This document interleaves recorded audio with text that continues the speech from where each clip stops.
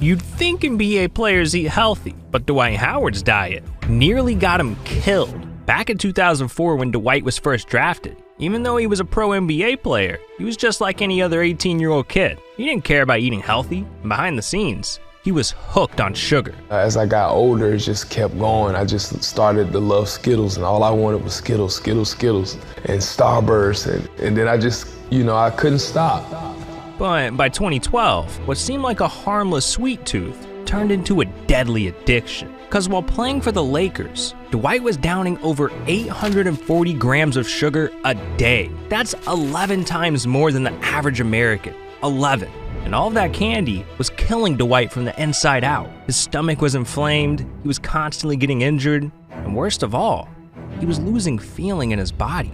Even sitting down in this chair right now is causing my legs to go numb and, just have this tingly sensation all the way down my legs. So that happens when I'm playing. That happens, when I'm just sitting on the bench for a couple minutes, and it's not easy. This was a telltale sign of type 2 diabetes. So Dwight called up a Lakers physician for some advice. When she learned about Dwight's candy addiction, she was horrified, telling Dwight that if he didn't drop the habit, he might not only lose his NBA career, but he could lose his life. And when Dwight heard that, he knew what had to be done. I want to live for a long time. And I told myself I was going to have to change up what I eat, what I drink. And, once I did that, it was just like, okay, this is simple. And I got rid of all the candy. And I was like, I can't do this no more. Now, Dwight may have needed to switch his diet up, but he's not alone. Because we almost lost the Diesel, all because of his diet. See, in early 2020, Shaq was at rock bottom. He was dealing with the tragic passing of his sister Aisha, his best friend Kobe Bryant, and 28 other close friends. 28. So to cope with his pain, Shaq turned to the only thing that brought him comfort: food, and lots of it. From late night sandwich runs to cookies and cake, Shaq was drowning his sorrows in calories. And after just a few months of binge eating, the scale started to tip, as eventually, he reached his heaviest weight ever, 415 pounds. By mid-2020, Shaq was in the worst shape of his life, helplessly eating himself to death. But one conversation changed everything.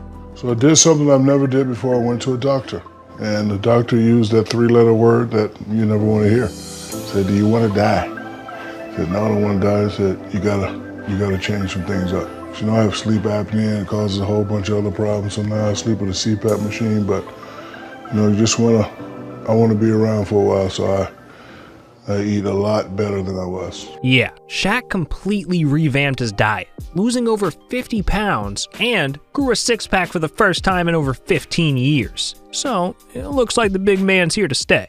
But I can't say the same for Zion, because this man is literally eating himself out of the NBA as we speak. I mean, when he was drafted in 2019, he was already one of the heaviest players, weighing 285 pounds. And as soon as he moved to New Orleans, it was a recipe for disaster. This man Zion was double-fisting crab legs, and his weight started getting really out of hand, to the point where not only did the Pelicans have to change their entire culinary practice just for Zion, but his own mom had to step in and force him to change his diet, saying, all the sauce, bacon, that stuff, he can't have that. Instead, he's sticking to salmon. Mama Zion? I don't think this diet's working. Your son fat as hell! In fact, during the 2021 season, it was rumored that Zion had ballooned to over 330 pounds. I mean, just to put that into perspective, this chart is every NBA player's body mass index. We got DeMarcus Cousins at 28.2, Nikola Jokic at exactly 29,